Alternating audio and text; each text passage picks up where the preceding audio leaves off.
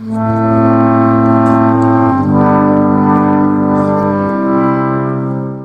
American life, I'm our glass.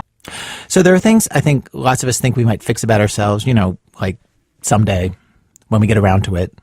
And then for some of us, that day arrives and we try to rise to the occasion. Keith O'Brien met a guy like that. Richard Pierce caught my attention the moment I met him.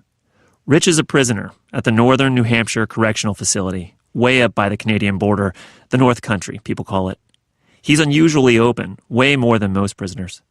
There's a good chance he's going to be released next year, and he talks frankly about how much that scares him. But he's trying to prepare himself for that moment by joining a club called Toastmasters. At Toastmasters, people give speeches. Here in the prison, it's supposed to help inmates learn how to speak when they're in front of the parole board or in a job interview, say. And he needs to practice, because for years in prison, Rich said nothing to no one. He worked out alone, walked the yard alone, ate in the chow hall alone.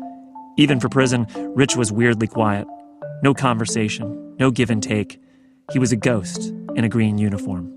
Because that's a good way to do time. And before you know it, the calendar's going by. And before you know it, it's almost time to go. And you realize that you don't really know how to talk to people anymore. And it's a kind of a scary thing. What do you mean? What have you realized about that exactly? Well, it's really freaking me out just talking to you. You're doing a great job. And that's not normal, though. I mean, you want to be more comfortable with people. And that's my goal for the next year, is to get away from how I used to be. That's what kind of like led me to prison in the first place. Not dealing with normal situations and holding back from people, not reaching out for help when you need it. And that's one of the things I need to change. It's not fun to be alone all the time, so I have to change that. Rich is 52 years old, a big guy, thick and muscular, with a long history of arsons. He's been locked up for 28 of the past 30 years, actually. But before a recent Toastmaster speech, this prison lifer, he looked like he could barely breathe. How you doing, Rich? I'm a little freaking out right now. Do I look okay? You look great. Freaking out how? I'm very anxious. My heart's beating out of my chest. I'm very nervous. I'm taking a lot of deep breaths. Everything will be fine. I'm nervous, but everything will be fine. I've been preparing for this for a couple weeks. Toastmasters is part of Rich's master plan. It's all about re-engaging with people, with the world. He feels like if he can stand up in front of people and talk, he'll be okay in normal conversation. He'll be okay everywhere. What do you think of that? I think it's a great plan. Really? I do. Wow, okay. And you're a real person, and you think that? I'm a real person. Well, that's good then. I'm a real person. The way Rich isolated himself in prison, he wasn't so different before he was locked up. When I ask why, he explains his mom drank and she'd hit him, belittle him in front of his friends. She would say, what the hell do they want to go out with you for? You ain't got friends. They don't want you there. They're just saying they're your friends. You're an idiot. You're stupid. You're this. You're that. And before I know it, I'm like, yeah, why do they want me to hang out with them? And especially when girls would come over to the house. Hey, is Richard home? My mom would say, and very loudly so they could hear, what the hell is she doing here? She doesn't want to go out with you. Look at her. She's cute. She ain't got nothing to do with you. You're an idiot. What makes you think that she wants to go out with you? She's just trying to trick you somehow. And before I know it, I push them away because I'm not sure what they're up to. Totally isolated, Rich started setting things on fire. Abandoned cars, abandoned houses. No one ever got hurt. He says he just had to do it. I'm trying to put my finger on it. I can't, well, when you're told bad things so many times over and over and over, and you're getting hit and you're getting beat and you can't get out of the house, you can't go nowhere, when you finally get out, it's such a release just to throw things on the fire and watch it get bigger and bigger and bigger. It like consumes everything. And it felt like what it was consuming everything inside me, so I didn't have to deal with it anymore. And the bigger they were, the more things it consumed out of me. Because when I walked away, even though I smelled like smoke, I felt so much better I was ready to take on anything life had for me after that, you know. Whereas the day before that, I couldn't take another thing. I just couldn't bear another thing. He burned up a bulldozer and got arrested. He burned down a vacant restaurant and got arrested again. But his big crime happened on July 17th, 2000. He'd been released from prison just 45 days earlier. Rich burned down a restaurant and a big condominium building near a ski resort. He was sentenced to up to 60 years in prison. He earned parole in 2010 on one of his 2 arson charges, and he knew he'd come up for parole on the other arson charge 5 years later. That's when Rich decided he couldn't be alone anymore. 5 years? That's right around the corner. I got 10 years in already. I might get out after all. It's only, one more president away. What am I going to do? Where am I going to live? Where am I going to work? I'm going to be real pretty soon. I can't just not talk to people anymore. I can't be isolated anymore. And that's when the realization hit me that I need to start practicing. He joined the prison chess club. He began eating with others, forced himself to do it. And the prison psychologists, the mental gals, Rich calls them, gave him a challenge. Speak to 3 people, 3, in a single day. One morning, Rich woke up, got dressed, and approached a total stranger on the cell block thinking, okay, I'll try. I said, hey, mind if I sit down for a minute? And he looked up at me really quizzical. He says, I've been on this pod 6 months, and that's the first time I ever heard you speak. That's like a slap in the face. It's a realization there how isolated you really are. I mean, it's a pod with 70 people. It's like a fishbowl. You're all intermingling. How can you go that long without even hearing your voice? And how long did you sit there talking with him for? Oh, about 10 or 15 minutes. Where are you from? What do you do for work? How long are you here? Things like that. I'm from Littleton. Where's that at? Oh, it's right around here.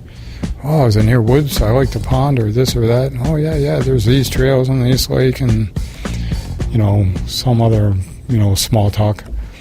But as I'm talking, I realize, and this isn't nowhere near as difficult as I thought it would be, and maybe the mental gals are onto something, because if I can do this here, people don't know they're experiments that I'm practicing for freedom. They just think, it's a normal conversation. But to me, it's a lot more. It's like practices. Rich was on the hunt now for 2 more people. I'm going to find a communication victim. I looked over, seen somebody by himself. Aha, he's going to be my experiment. He found victim number 2 working out. They talked about push-ups and pull-ups, guy stuff. He cornered victim number 3 on the basketball court, ended up playing hoops for a while. And when the day was over, Rich figured he'd spoken for 45 minutes, a Richard Pierce record.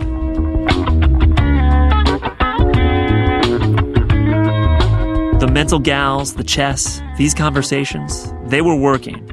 But none of them prepared Rich for Toastmasters, the key, he thought, to real change. Because, of course, in Toastmasters, he couldn't just sit there. He had to talk. They said, you want to do an icebreaker speech? And I'm like, icebreaker speech? Oh, what are you talking about, icebreaker speech? That's how freaked out I was, just right then and there. Your hands were trembling. Yes. The anxiety came that quick. I'm like, okay, if I think I'm just going to get up there, I'm going to fall over and die. I'm going to have a heart attack, I'm going to fall over and die. That's what's going to happen. You really thought you would die? Well, that was my first thought. Get up, your heart's going to burst, and you're going to die. Okay, on to the speaking portion of our program tonight.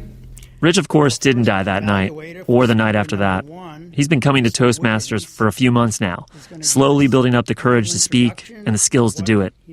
I was at the meeting the night he got up and gave a speech for the 2nd time. He was introduced by another prisoner. Speaker number 1, title to his speech is, Yet Another Reason Why It's Not a Good Idea to Dress Up as a Police Officer. Mr. Pierce, welcome. Rich's assignment tonight was get to the point. Give a well-structured speech in 5 to 7 minutes. Rich chose to talk about the time 30 years ago he decided to dress up as a cop for Halloween. And I looked at myself in the mirror, and I was quite impressed. I was confident. I was scared the wits out of my friends and my coworkers. What could go wrong? Watching him talk, I just didn't want him to fail. Here was Rich standing in front of a dozen people, palms placed flat on the podium. Then she says, hey, I got a great idea, her face brightens. How about if you was to stick your hand, point your, He's lost his place, snapping his fingers, trying to remember the words. point your cab guns at me, and I'll raise my hands and I'll give you the cash out of the drawer. Wouldn't that be a gas, she says. He recovered.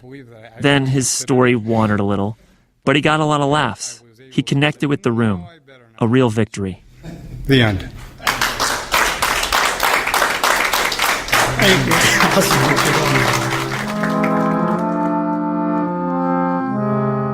After the speech, Rich was really hard on himself. In his self-evaluation, he wrote down 3 words: horrible, needs practice. But his peers were more forgiving. Excellent job, they wrote. Great progress, very good eye contact, very welcoming. They called him winning and funny. One inmate said they should have storytelling every Saturday night on the cell block with Mr. Pierce. Another told Rich he had nothing to fear. He was just as good as anyone else. Rich had been nervous, trembling even, and no one noticed. So my insides don't match up my outsides. But it's probably true for many people, don't you think? I do, actually. In that way, it's very, very normal. Yeah, so that's comforting, that I can always portray myself as confident when I'm not. Until it comes naturally anyway. I got news for you, Rich. A lot of people on the outside, a lot of quote-unquote real people, they do that all the time. Really? Absolutely. How do you know? Are you sure? I'm quite sure. People put on airs all the time. People often will act like they're more confident than they really are. It's normal. Yeah, I suppose so. Well, that's comforting to know that I'm not like a total, washout. No, he's not. He doesn't accept it, but it's true. He's way more normal than he thinks. Either Brian in New Hampshire. Since we first ran this story a year ago, Rich got out on parole and is now married and living in Colorado. His wife first heard him on our radio show and started writing to him. They wrote to each other. One thing led to another.